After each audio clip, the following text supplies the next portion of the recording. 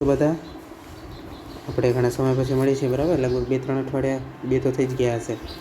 તો થોડુંક આપણે રિવાઇઝ કરી લઈએ કે આપણે શું શીખ્યા છીએ, બરાબર. આપણે માઇક્રો પ્રોસેસરના પિન ફંક્શન્સ જોતા હતા, જેની અંદર આપણે કયા કયા જોઈ ગયા હતા. તો કે X1 અને X2. X1 અને X2 જે છે આ બે પિન છે, એની વચ્ચે શું જોડવામાં આવે છે? તો કે ક્રિસ્ટલ જોડવામાં આવે છે. એવી રીતના જો અહીંયા દર્શાવવામાં આવ્યું છે, ક્રિસ્ટલ જોડવામાં આવે છે. ક્રિસ્ટલ શું કરે છે? તો એ ક્રિસ્ટલ એક ચોક્કસ ફ્રિકવન્સીએ વાઇબ્રેટ થાય, બરાબર. જ્યારે તમે ક્રિસ્ટલને વોલ્ટેજ આપો ત્યારે ચોક્કસ ફ્રિકવન્સી વાઇબ્રેટ થાય, અને એ ફ્રિકવન્સી જે છે, બરાબર, એ કોને આપે? માઇક્રો પ્રોસેસરને. અને માઇક્રો પ્રોસેસર જે છે એ આ ક્રિસ્ટલની ફ્રિકવન્સીને રેફરન્સ માનીને, એટલે કે ક્રિસ્ટલની ફ્રિકવન્સીનો આધાર લઈને પોતાના બધા કામ કરે. જનરલી ક્રિસ્ટલની જે ફ્રિકવન્સી હોય છે, બરાબર, એનાથી અડધી ફ્રિકવન્સીએ માઇક્રો પ્રોસેસર કામ કરતું હોય છે. જેમ કે ક્રિસ્ટલની ફ્રિકવન્સી ધારો કે 10 મેગાહર્ટ્ઝ છે, બરાબર. તો માઇક્રો પ્રોસેસરની ફ્રિકવન્સી શું હશે? માઇક્રો પ્રોસેસરની ફ્રિકવન્સી એનાથી અડધી, એટલે કે 5 મેગાહર્ટ્ઝ, બરાબર. તો આવી રીતના જે છે ક્રિસ્ટલ કામ કરે છે, બરાબર, કામ કરે છે. હવે આના સિવાય આપણે શું જોઈ ગયા હતા? તો કે આપણે એડ્રેસ લાઇન અને ડેટા લાઇન જોઈ ગયા હતા, બરાબર. હવે એની અંદર આપણે શું જોયું હતું?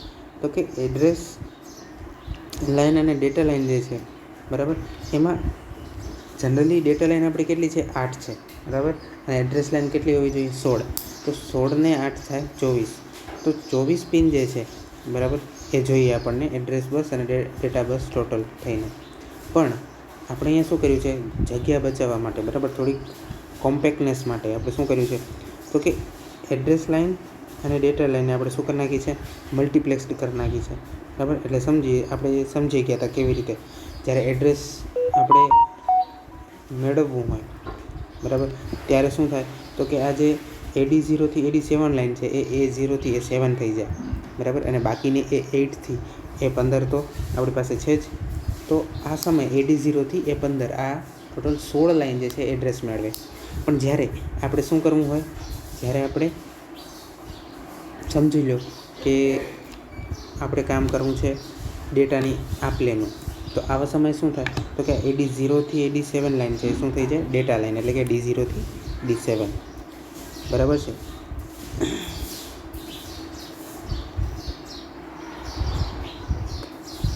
પછી આપણે શું જોયું હતું? પછી આપણે અલગ અલગ ઇન્ટરપ્ટ્સ જોયા હતા, બરાબર. હવે જો આ VSS અને VCC શું છે? એ સપ્લાય છે, બરાબર. કે આની એક્રોસ આપણે શું જોડવાનો છે? સપ્લાય જોડવાનો છે. હવે આના સિવાય આપણે જે છે એ સૌથી પહેલાં આપણે ઇન્ટરપ્ટ જોઈ લઈએ, બરાબર. કે ઇન્ટરપ્ટમાં આપણે ટોટલ 5 ઇન્ટરપ્ટ છે, બરાબર છે. RST 5.5, 6.5, 7.5, ટ્રેપ અને INTR, બરાબર. INTR જે છે, બરાબર, એ પણ ઇન્ટરપ્ટ છે. એરો INTR એની નીચે છે ઇન્ટરપ્ટ એકનોલેજમેન્ટ, બરાબર. હવે આ ટોટલ જે 5 ઇનપુટ છે, ઇન્ટરપ્ટ છે, એમાંથી કયો માસ્કેબલ અને નોન માસ્કેબલ, બરાબર છે? એ ખ્યાલ છે ને? માસ્કેબલ એટલે જેને તમે હાર્ડવેરથી કે સોફ્ટવેરથી, બરાબર, જનરલી સોફ્ટવેરથી તમે એને ઓન ઓફ કરી શકો હાર્ડવેરને, એ ઇન્ટરપ્ટની પિનને. એટલે કે તમારે ભાઈ સમજો કે જે તે માસ્કેબલ ઇન્ટરપ્ટ છે, બરાબર, એમાંથી એ ઇન્ટરપ્ટ સ્વીકારે હું તમે નથી ઈચ્છતા, બરાબર. એટલે કે તમારે સમજો કે સૌથી પહેલાં તો એ લખી જ દઉં કે કયા માસ્કેબલ છે, બરાબર. માસ્કેબલ કયા છે? માસ્કેબલ તો કે માસ્કેબલ છે INTR, બરાબર. પછી RST 5.5, બરાબર, 5.5, 6.5 અને 7.5. આ 4 ઇન્ટરપ્ટ કેવા છે? માસ્કેબલ છે. અને નોન માસ્કેબલ કોણ છે? નોન માસ્કેબલ છે ટ્રેપ, બરાબર છે. નોન માસ્કેબલ કયું છે? ટ્રેપ જે છે એ નોન માસ્કેબલ છે, બરાબર છે. હવે જો આનો મતલબ શું છે તો આપણે સમજી ગયા છીએ, બરાબર. કે ભાઈ માસ્કેબલ એટલે જેને તમે સોફ્ટવેરની મદદથી ઓફ કરી શકો. એટલે કે સમજો કે INTR ઇન્ટરપ્ટ છે આ વાળું, બરાબર. તો હવે આ ઇન્ટરપ્ટ જે છે, બરાબર, એ ચાલુ હશે તો એના પાસેથી એને ઇન્ટરપ્ટ તો મળવાના જ છે હવે પેરિફેરલ ડિવાઇસમાંથી. પણ તમે ઈચ્છો છો કે એ ઇન્ટરપ્ટ ન સ્વીકારે, તો તમે શું કરો? તો તમે જે છે એ સોફ્ટવેરની મદદથી આ ઇન્ટરપ્ટને શું કરી દો? ઓફ કરી દો, બરાબર. એટલે કે બંધ કરી દો.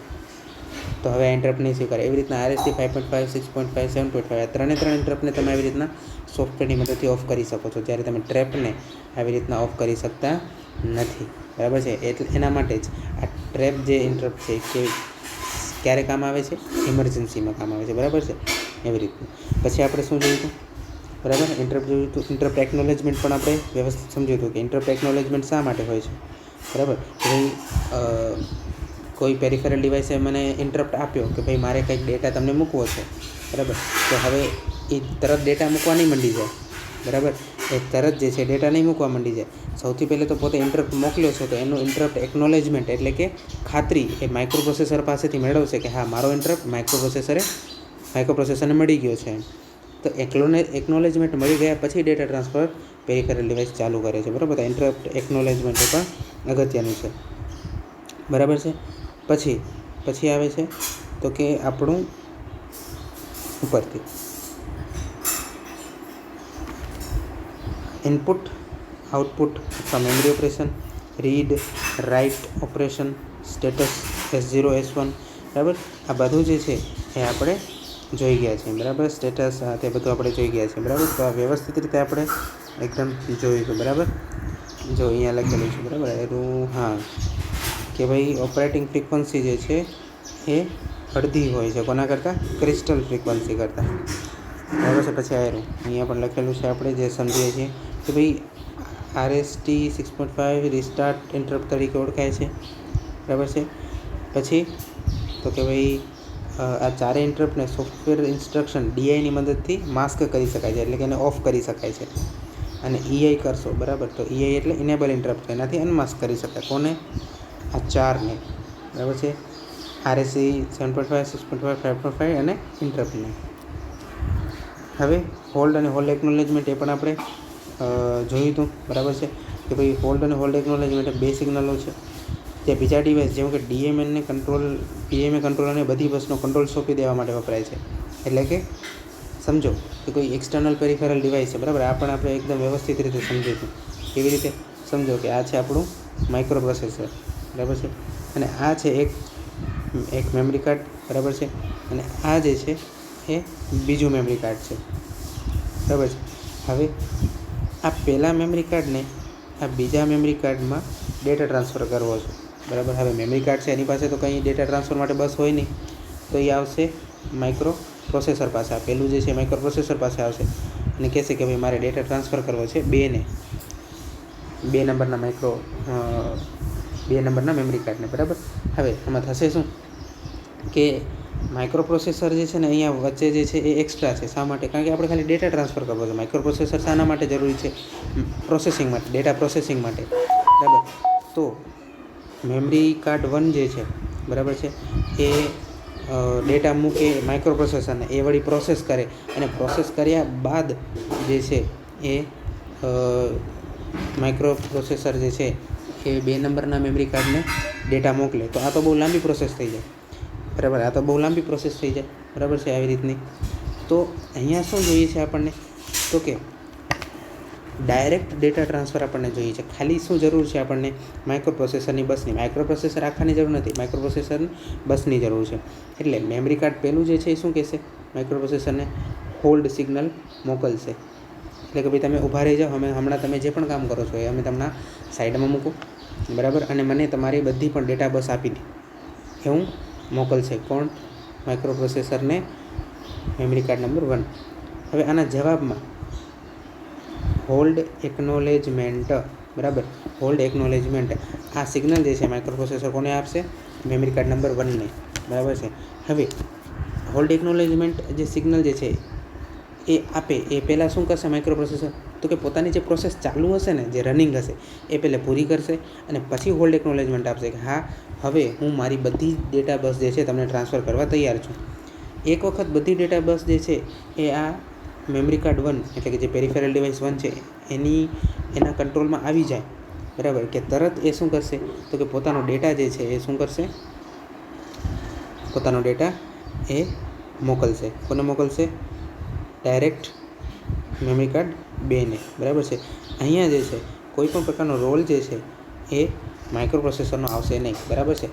હા, આની બસ જે છે બધી ડેટા બસ જે છે એ માઇક્રો પ્રોસેસરની જ હશે, પણ બાકી બીજું જે છે એ કંઈ અહીંયા આવશે નહીં. એટલે કે ડેટા ટ્રાન્સફર આપણો ઝડપથી થશે, બરાબર છે. આ વસ્તુ આપણે ધ્યાનમાં રાખવાની છે. હવે દરેક પિનના કાર્યો જે છે આપણે ટૂંકમાં ફટાફટ જોઈ લઈએ. તો કે ભાઈ A15 થી A8 શું છે? તો કે માઇક્રોપ્રોસેસરની એડ્રેસ બસની ઉપરની અડધી લાઇન દર્શાવે છે, બરાબર. અને તેના પરથી 16 બીટના એડ્રેસની હાયર ઓર્ડર બાઇટ પસાર થાય છે, બરાબર. A8 થી A15 શું છે? હાયર બાઇટ છે.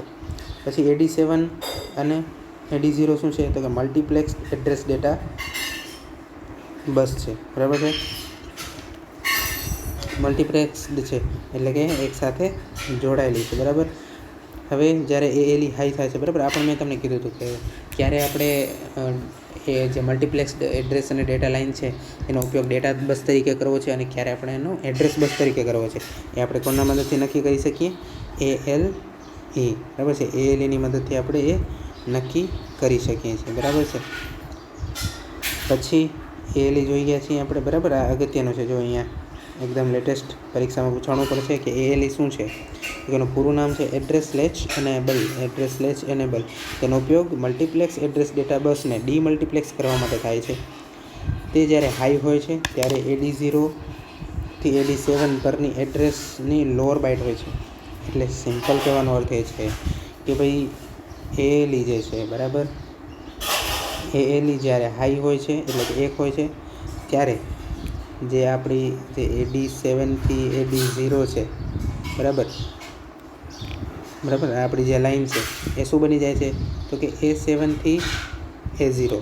અને જ્યારે આ ALE છે, બરાબર, એક મિનિટ, જો ALE હાઈ એટલે કે 1 હશે ત્યારે શું હશે? ALE હાઈ હશે ત્યારે શું હશે? તો કે AD0 થી AD7 છે A0 થી A7 તરીકે એટલે કે લોઅર બાઇટ એડ્રેસ બસ તરીકે કામ આપશે. અને આ ALE જે છે એ જ્યારે લો હશે એટલે કે 0 હશે ત્યારે આ જ જે મલ્ટીપ્લેક્સ ડેટા એડ્રેસ બસ છે એ કોના તરીકે કામ કરશે? ડેટા બસ તરીકે કામ કરશે, બરાબર છે. તો આ યાદ રાખવાનું.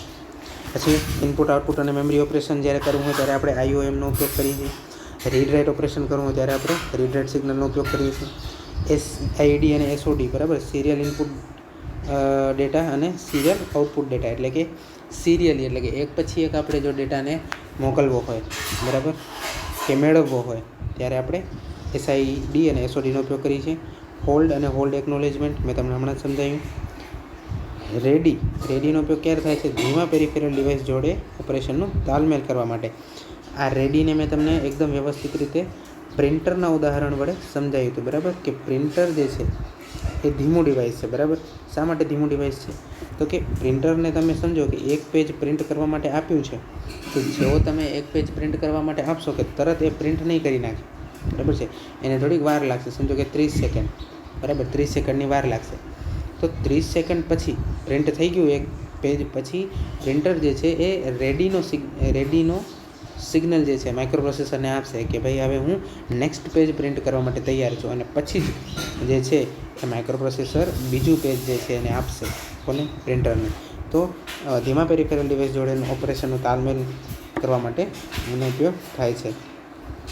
પછી રીસેટ ઇન રીસેટ આઉટ જે છે એ માઇક્રોપ્રોસેસરના રીસેટ માટે કામમાં લેવાય છે, બરાબર. જો અહીં લખેલું છે કે રીસેટ ઇન જ્યારે લો હોય ત્યારે માઇક્રોપ્રોસેસર પોતે રીસેટ થાય છે, બરાબર. અને પ્રોગ્રામ કાઉન્ટર જે છે એ કંઈ શું સેટ કરે છે? 00H પ્રોગ્રામ કાઉન્ટરને સેટ કરે છે.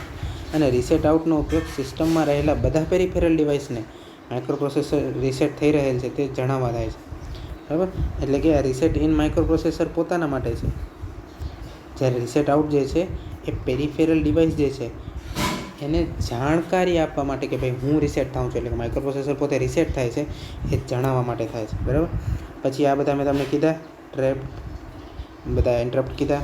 ઇન્ટરપ્ટ એકનોલેજમેન્ટ મેં તમને સમજાવ્યું, બરાબર. Interrupt acknowledgement. પછી આ ક્રિસ્ટલ પિન છે. ક્લોક આઉટ, બરાબર, એટલે કે તમને સમજો કે બીજું કોઈ ડિવાઇસ છે કે જેને ક્લોકની જરૂર પડે છે, બરાબર, એટલે કે ક્લોક સિગ્નલની જરૂર પડે છે તો ક્લોક આઉટ પિન વડે તમે એને સિસ્ટમના બીજા જે ડિવાઇસ છે એને સિસ્ટમ ક્લોક પૂરી પાડવા માટે થાય છે. અને VCC અને VSS તો સપ્લાય માટે છે.